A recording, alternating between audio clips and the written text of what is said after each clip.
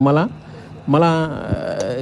action yi lan moo indi lii tey ci match bi déjà mën na bàyyi lu tax mu tiré avant biñ dugalee bal ba pare mu tiré coup franc ak surtout balaa ñuy ñëw ci penalty bi ñëw ci première action bi ba pare. ok merci sànq waxoon naa ni image yi dañ ko war a interpréter analyser pour ñu tirer ci ay leçons.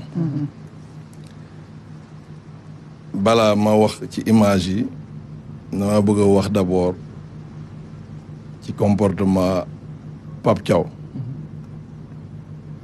loi bi dafa ne la loi 5 que les décisions de l'arbitre doivent être respectées. d'accord naa ci loi bi foofu mais d'accord naa ci lu Pape Thiaw def keroog.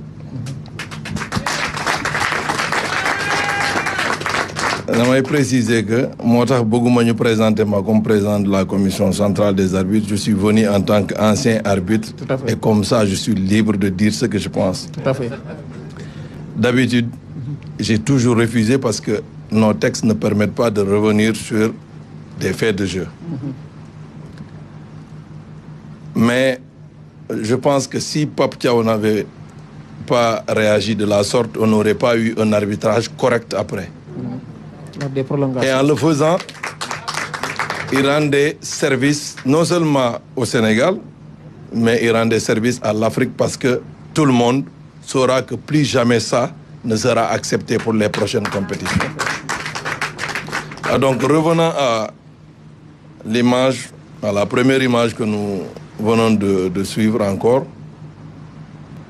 À cet instant-là, moi j'avais mis sur mon statut WhatsApp arbitrage scandaleux. C'est pas par rapport à la décision prise, mais par rapport au process de la décision. L'arbitre, c'est un humain. Il peut se tromper comme les joueurs se trompent, c'est-à-dire en appréciant les faits et en pensant que c'est une faute alors que c'est pas une faute. Parce que sur le terrain, ce qu'il a, c'est une perception. On n'est jamais sûr sur le terrain. Maintenant, pourquoi j'ai dit que c'est un scandale pour moi?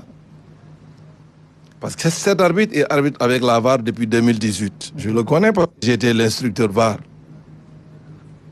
Il peut se tromper sur des faits, mais il ne peut pas se tromper sur le fait que l'arbitre devrait différer son coup de sifflet.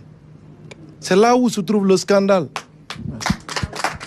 Pourquoi il a sifflé avant la fin de l'action? C'est parce qu'il a voulu arrêter l'image et l'action pour ne pas permettre à la VAR de contrôler. Et c'est ça qui s'est passé malheureusement.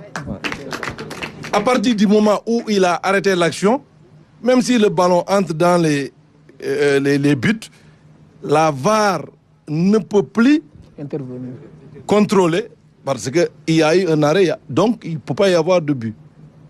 Et c'est ce qui s'est passé sur la première action. Pourquoi il l'a fait? Bon, c'est lui seul qui sait. Un jeune qui arbitrait avec la VAR l'aurait fait, on aurait compris. En se disant qu'il peut se tromper parce qu'il n'est pas habitué, puisque le système normal d'arbitrage avant la VAR, c'était lorsque, disons, une action comme ça se produisait, de siffler avant que le ballon n'entre. Mais pour quelqu'un qui a l'habitude, et vous avez vu, c'est pourquoi les assistants, à chaque fois qu'on a un hors-jeu, même s'il est flagrant devant le but, ils diffèrent leur drapeau jusqu'à ce que l'action aboutisse. Ce qu'il n'a pas fait. Et c'est quelqu'un qui arbitre avec la VAR depuis 2018. Donc, je pense encore une fois que nous devons